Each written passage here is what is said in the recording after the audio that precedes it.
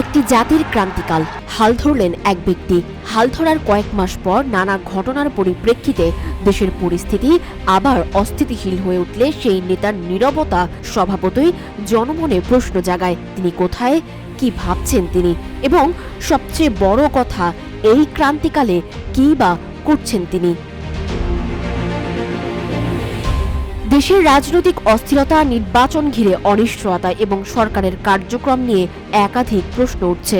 আর এই মুহূর্তে জাতির সংলাপের কেন্দ্রে আছেন দেশের প্রধান উপদেষ্টা অধ্যাপক মোহাম্মদ ইউনূস। প্রেক্ষাপটটি যখন বাংলাদেশ, তখন তো জনগণের প্রশ্ন এড়িয়ে যাওয়ার সুযোগ খুবই কম। কেননা মাত্রই তো জবাবহীনতার বিরুদ্ধে লড়াই করে নতুন সূর্যোদয় হলো বাংলাদেশে। সম্প্রতি ডক্টর ইউনূসের জাপান সফর, সেখানে বাংলাদেশের হয়ে চুক্তি এবং দেশের ভবিষ্যৎ নিয়ে তার ভূমিকা, এসব নিয়েই তৈরি হয়েছে জনমনে গভীর কৌতূহল। কিন্তু প্রশ্ন হচ্ছে, অধ্যাপক ইউনূস নিজে এসব বিষয়ে সরাসরি কিছু বলছেন না কেন? ইতোমধ্যে জাপান সফর শেষে দেশে ফিরেছেন অধ্যাপক ইউনূস। সফরে একাধিক অর্থনৈতিক চুক্তিও সই হয়েছে। জাপান সরকার বাংলাদেশকে $1 বিলিয়ন ঋণ সহায়তা দিচ্ছে। বলা হচ্ছে আগামী 5 বছরে জাপান বাংলাদেশ থেকে 1 লাখের বেশি লোক নিয়োগ করবে। তবে বিশেষজ্ঞরা বলছেন, এই সফর কেবল কূটনৈতিক সাফল্য নয়, বরং ইউনূসের ব্যক্তিগত প্রভাবেরও প্রতিচ্ছবি। এই গুরুত্বপূর্ণ সফরের বিস্তারিত বিবরণ এখনও সরকারের পক্ষ থেকে পুরোপুরি জানানো হয়নি, বরং অধ্যাপক ইউনূসের পদত্যাগ সংক্রান্ত গুঞ্জন, জাপানি গণমাধ্যমে দেয়া তার একাধিক মন্তব্য, এসবকে ঘিরেই জনমনে বাড়ছে ধোঁয়াশা।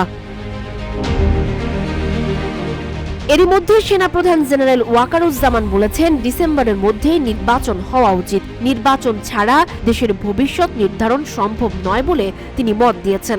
অন্যদিকে রাজনীতিবিদরা বিক্ষোভ করছেন, সরকারি ভবনে তালা দিচ্ছেন, নির্বাচন কমিশন ঘেরাও করছেন। দেশ জুড়ে বাড়ছে জনদুর্ভোগ।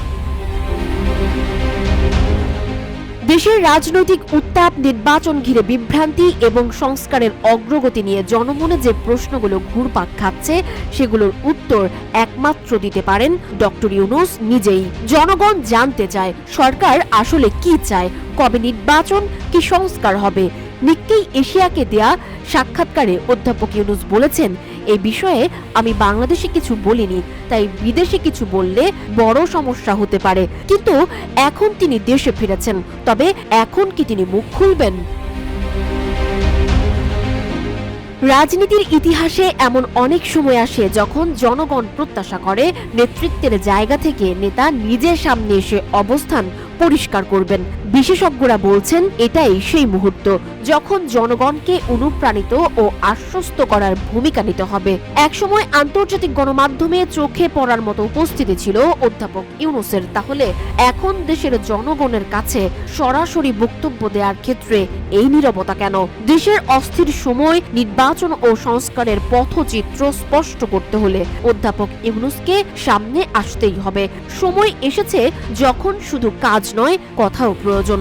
জনগণ জানতে চায় সরকার কোথায় যাচ্ছে, কিভাবে যাচ্ছে এবং কারা এই পথ নির্ধারণে যুক্ত। এই প্রশ্নগুলোর উত্তর একমাত্র ডক্টর ইউনূসের মুখেই সবচেয়ে গ্রহণযোগ্যভাবে পাওয়া যাবে।